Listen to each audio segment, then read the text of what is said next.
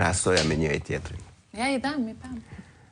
Po të shikosh, gjuha e trupit edhe sjellja është identike. Ramaduro.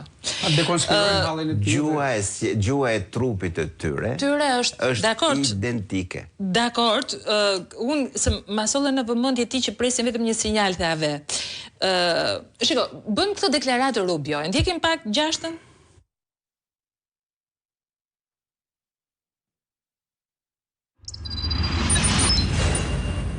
Sot kemi persona, si kurse janë shumë ata në botë që duan të bëjnë lojra. Janë ata të cilët duan të konfiskojnë kompanitë amerikane në vendet e tyre, ata të cilët dërgojnë bandat e tyre në vendin tonë. Janë persona të cilët duan të luajnë me ne duke menduar se s'do t'ju ndodh gjë. Po shpresoj që tani ta kuptojnë se kemi një president atë 47-in në SBA-s, I cili nuk bën lojra. Kur të thotë se do ta bëjë diçka, kur të thotë se do ta trajtoj një problem e ka seriozisht. Një paralajmërim për ata që mund të tallen me Trumpin. Edhe pyet njeriu, hyn në YouTube, shkruan ose pyet ChatGPT-n. Kush është tallur me Trumpin? Të jep të përgjigje. Më ndihmo pak me pesën I dashur Elker. And purposes that we are listening from Donald Trump are really frightening and are really undermining what America is in our eyes. God forbid, I think would harm a lot America and would harm a lot the democratic world. Donald Trump është kërcënim për Amerikën dhe nuk diskutohet që është kërcënim edhe për marrëdhëniet shqiptar-amerikane. Që I bie që mos e dhënë Zoti që Amerikanët ta zgjedhin president, sepse do të ishte një president që do t'i bënte dëm të mëdha Amerikës dhe sigurisht do të ishte një kërcënim real për marrëdhëniet shqiptar-amerikane. Didn't congratulate us for the peace deal that President Trump made between Albania and I'm sorry for that. Yeah. So, and he worked very hard. He worked very hard. We had 500. Ne nuk duhet të lëm askënd, po kështu jashtë kufive të Europës demokratike të na jap leksione ne, komunitetit evropian, se çfarë është paqja dhe se si tingëllon kjo paqe. Ilda, kryeministri ynë këtë ka patur, pra, duke pasur këtë çadër me të drejtë që thot Peka mbi krye dhe I ka lejuar vetes që në ato që ai ka konsideruar si zonën e vet të dominimit më të fortë, pra batutën, artin e tij, u bë piktor I rëndësishëm ndërkombëtar vetëm pasi u bë kryeministër, luante në këto sallonet, korridoret, analet e diplomacisë ndërkombëtare. Mirë po, në këtë rast, ajo që thotë Rubio ta kishte thënë kohë tjetër do ngjante patetike, do thuash si mos të tallesh me një president, po do të zhdukeshin sa revista humori dhe në të gjithë botën. Por në fakt e thënë në kontekstin aktual në cilën ndodhemi. Dhe për faktin që kryeministri Edi Rama sot ka humbur mundësinë e tij duke qenë I izoluar, duke mos patur asnjë takim ndërkombëtar, është në fakt mallkimi më I madh që mund t'i ndodhte, pavarësisht asaj që mund bëjnë shqiptarët me vetë kryeministrin e tyre dhe është e drejta e tyre. Po të paktën në këtë lobim të jashtëzakonshëm ndërkombëtar, që ai ka konsideruar si mjeshtrinë e vet më të madhe. A është ky mallkimi më I madh? Po, ky është mallkimi, ky është bumerangu, kjo është karma. Po, që si duash. Ti mund ta quash në të gjitha format, por unë mendoj që shiko, Edi Rama është kryeministër I Shqipërisë. Dhe në fund të ditës përfaqëson atë çfarë është shteti shqiptar sot. Shteti shqiptar sot, përveç se është një bazë operacionale e krimit organizuar dhe një narkoshtet, është një vend që është në kalbje.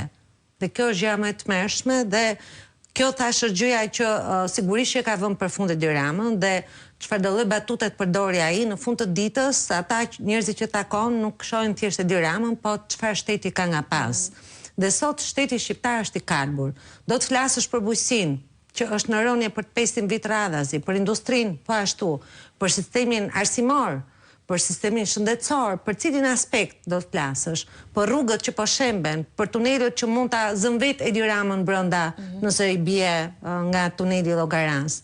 nuk ka për portet dhe aeroportet që nuk di se ndorën e kujt i ka... Për fondet e bllokuara nga Europa, për hetime tjera të atij niveli për te Shqipërisë. Në çdo aspekt, shteti shqiptar i Edi Ramës është i kalbur dhe ka bërë një dëm kaq të madh dhe si të heqim dhe një tjetër paralele me Venezuelën. Venezuelës në këto 12 vite i kanë ikur 8 milion banor. Janë larguar për shkak të varfërisë, skamjes, pasigurisë së jetës e tjerë. Shqipërisë po ashtu i kanë ikur 1 milion banor. Në Venezuela ka 30 milion banor sot. Në raport ne madje mund t'ja kalojmë. Kështu që Edi Rama ka peshën e kësaj që thash mbi supe, ratë parë, dhe do ta zë kjo peshë dhe mallkimet e gjithë njerëzve që ka bërë të vuajnë të kësaj Shqipërie që kalbi, që kishte një perspektivë të jashtëzakonshme përpara dhe kaq shpresë dhe kaq mundësi të jashtëzakonshme për që sot ishte ndoshta gati vend antar i Bashkimit Evropian, një mundësi historike e djegur, por në fund të ditës do duhet të përballet me të gjithë pasojën e kësaj që ka shkaktuar edhe në raportet ndërkombëtare me arrogancën e sjelljes tij, duke u ndier realisht si ky lideri globalist, a thua se përfaqëson Shtetet Bashkuara të Amerikës. Po më izoluar se sot nuk ka qenë kur. Sot ai është tërësisht izoluar, le ta kujtojmë që nuk arriti dot as shkonte në Asamblenë e Kombeve të Bashkuara për shkak se mungonte një agent takimesh të rëndësishme që do t'i zbardhin atij fytyrën, i mungojnë kontaktet e drejt për drejta me Shtetet Bashkuara të Amerikës dhe mendoj që me ata ai është në pikën më të ulët të marrëdhënieve ndonjëherë, dhe duket që ai izolimi po i afrohet gjithmonë më shumë, se po e braktisin dhe miqtë e tij europian, gradualisht do ta shikojmë se si do të braktiset nga gjithë përfundimisht. Sepse fjalia, unë do ta lexoj edhe një herë se më bëri përshtypje kjo fjalia.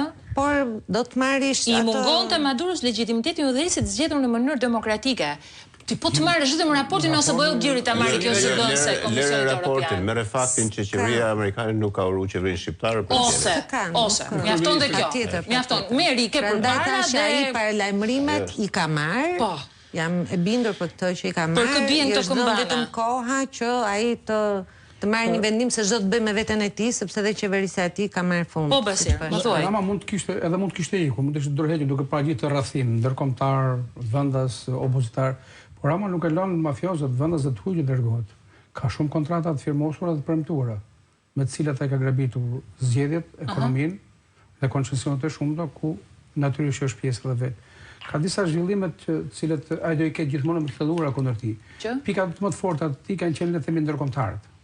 Tashmë diskreditimi ndërkombëtar, qoftë shtetëror, diplomatik, mediatik, ai është në top listë. Është njeriu më i përmendur si lidhur me mafian, me krimin, me pastrimin e parave, me vjedhjen dhe plashkitjen, vjedhjen e zgjedhjeve dhe çdo gjë. Pra ka filluar, ka kapur medaljen ndërkombëtarisht. Pra i ka rënë kjo mbrojtja e madhe që kishte. Edhe këta diplomata që janë në Shqipëri kanë filluar të qëndrojnë gjithmonë më lart. Rritja e intensitetit të SPAK-ut, që do të jetë me dosit Balluku dhe Akshi, janë dy organizata kriminale në godinë e kryeministrisë. Zyrtarisht. Do ketë edhe organizata tjera kriminale, vartës të tij, ku mund të jetë pjesë edhe vet, do shtohet intensiteti i hetimit. Njëkohësisht edhe unë shoh edhe sanksionet e reja të Shtetit Bashkuara me emra konkret tek qeverisja. Pra, që mund të ketë në ngrata ose sigurisht që po. Kanë qenë disa emra të përfolur shpesh, por janë mbajtur nëpërmjet tyre lobingjeve, janë frenuar, nuk janë përmendur, është thënë në zë. Tani do jenë edhe publikisht, pra do jetë prapë një instrument presioni ndaj tij. Dhe sigurisht shqiptarët gjithë këtë mesele, opozita ka edhe ajo racionin e saj të shtimit të intensitetit të revoltës, të protestës.